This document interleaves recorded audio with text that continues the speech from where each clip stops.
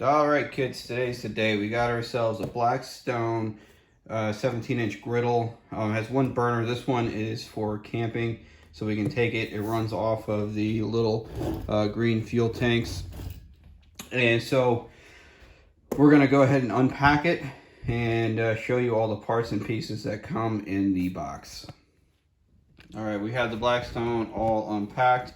Comes with the griddle, the burner assembly. It's got the burner, so you see the flame does get kind of spread out. I'm a little worried that these edges here and edges here won't get quite as hot, but I guess we'll see as we go. Then as you unpack it, there's the gas connection, which will go onto here with the green thing going on that side. And then you have the drip tray. It actually comes with a little aluminum tray in there. I kind of like that. It's kind of a cool idea to get more of those, because that'll be a lot easier cleanup. And then it's got the feet that'll go on the underside here. And we got the manual with a little registration card. So we're going to go ahead and put this thing together, assemble it. We'll go ahead and season the griddle, show you how to do that, and see how it all works.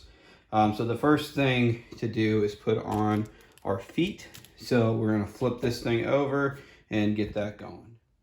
All right, so step one is to put the little feet here on the machine.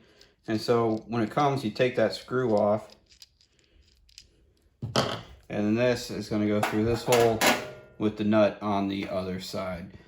So I put it up on end like this, so that I can hold it with one hand, reach in on the other side, and screw it on.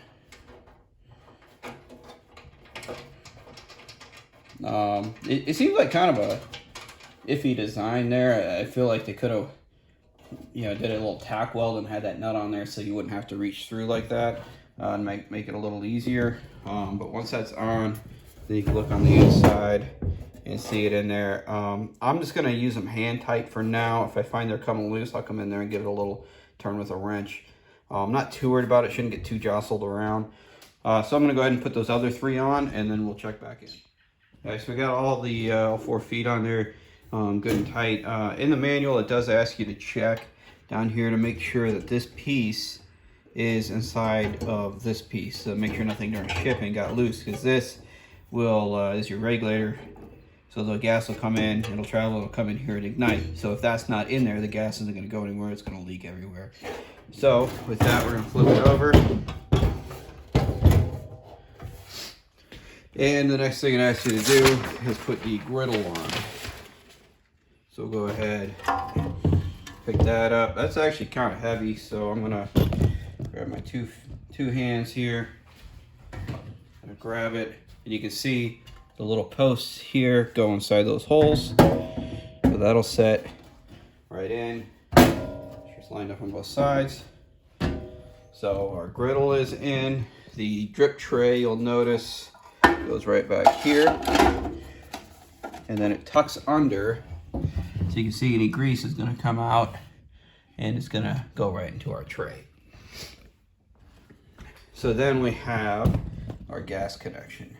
So this guy here, you'll take that rubber piece off, and then this little guy right here goes right on there. Push, and it kind of goes up, and then that's done. So we take our canister now,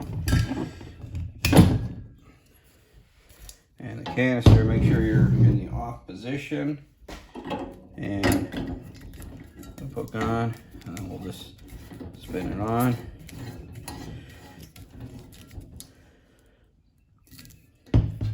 And we're all set. So quick and easy setup. Now if I take this griddle off, I'll show you how the ignition works. So we'll take that off. You can see, I don't know if you saw that or not, it's on right now. I don't know if you can't really see the flame, but I can definitely feel it. that that flame is going. When you turn it, this kind of clicks when it hits here, and it makes the spark down. You can see it turning red because it's getting hot, and so that spark is what lights it. So there's no batteries, there's nothing else. It's just you turn this and you hear that click. That means that that is lighting. So then at that time there, we could put the griddle back on.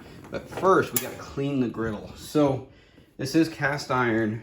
They do put a coat of oil on it to start with, and but I'm gonna wash it, soap and water. Should be the only time I ever do it, and then we're gonna go ahead and re-season this thing. So after I wash it, I will bring it back out and we'll go over the seasoning process.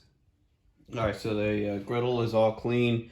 Soap and water should be the only time I ever have to use soap and water on it, because it does ship with like a soy oil, what the directions said. And so we wash that off so that we can now reseal it and get it like a non-stick coating. So we're gonna first turn it on, and you'll hear the click, and that's it lighting. Then you can kind of hear it flame up, and then you can, if you want, yeah, now you can feel the heat coming up.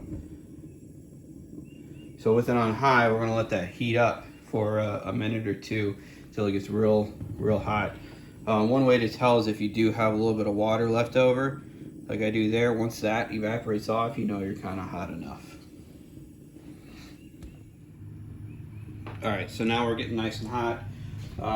They do make special oils and stuff you can get with this. That's Blackstone. That's 12 times more expensive than you need. I'm just gonna use basic vegetable oil and a nice lint-free cloth. And we're just gonna put a little on there. Doesn't take a lot. Then we're gonna take our cloth and we're gonna wipe. Make sure you cover all the areas. Get the sides, move it all around. Look at it from different angles to see if you can see any residue or any spots that you missed that look plain. Go back over it just one more time. This is hot, so you could use tongs or something if it gets too hot for you. But just a thin layer. You don't want a lot, because if you do a lot, it'll get sticky when it burns off. So after that initial one is on there, I'm going to let that keep heating for a couple minutes. And if you look at different angles, you'll see that it's kind of smoking a little bit as well, which is good because that heat breaks down the oil and forms that protective layer over it. And you want to do this like 3 or 4 times. So we're going to let that burn for a few more minutes, and then I'll do it again. Let it go for a few more minutes, and so on and so forth. And so once it's all done, I'll check back in, unless you just want to watch me stare at this thing for 10 minutes. So we'll check back in once we're all done. All right, we got this bad boy fully seasoned. I'm going to turn off the heat. You can see a big difference in the look of the top from earlier in the video to now. It's a lot more black, not nice and covered. If you kind of look at an angle, you can kind of see how it's coated like a non-slick. So I'm excited to get this going. Hopefully I'll get some breakfast and some burgers and whatever else cooking on this soon. And we'll go over that in another video, kind of the cooking and the cleanup part of it. But if you have any questions, comments, concerns on this, please leave it in the comments below. Hit like and subscribe, and we will talk to you later.